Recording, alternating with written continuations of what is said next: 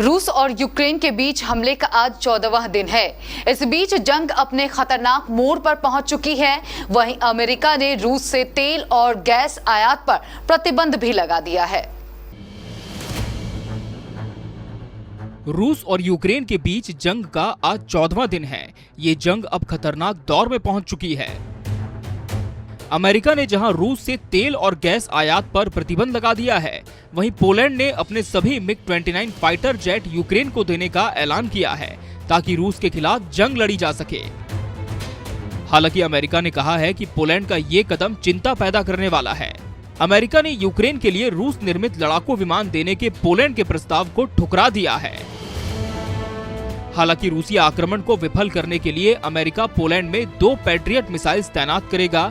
US European command के एक प्रवक्ता ने मंगलवार रात अमेरिकी टीवी चैनल से कहा था कि संयुक्त राज्य अमेरिका पोलैंड को 2 पैट्रियट मिसाइल बैटरी भेज रहा है ताकि रूस के यूक्रेन पर चल रहे आक्रमण के दौरान अमेरिका और नाटो सहयोगियों के लिए किसी भी संभावित खतरे का मुकाबला करने के लिए रक्षात्मक तैनाती हो सके।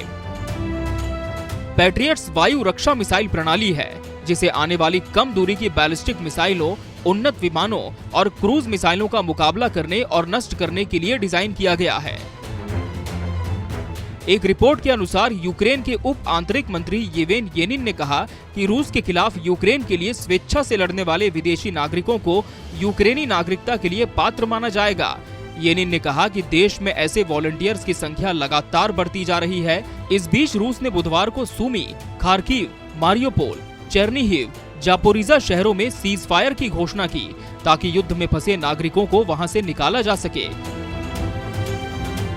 उधर अमेरिका ने कहा है कि रूस और बेलारूस पर पश्चिमी प्रतिबंधों की अवहेलना करने वाली चीनी कंपनियों पर तालेबंदी की कार्रवाई की जा सकती है।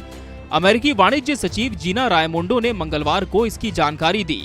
इन सब के बीच अमेरिकी उपराष्ट्रपति कमला हैरिस आज यूक्रेन के पड़ोसी देशों पोलैंड और रोमानिया के दौरे पर जा रही हैं। व्हाइट हाउस द्वारा शुक्रवार की घोषणा के अनुसार हैरिस की यात्रा 11 मार्च तक चलेगी और इसमें वॉर्सो और बुखारेस्ट में उनके स्टाफ भी शामिल होंगे।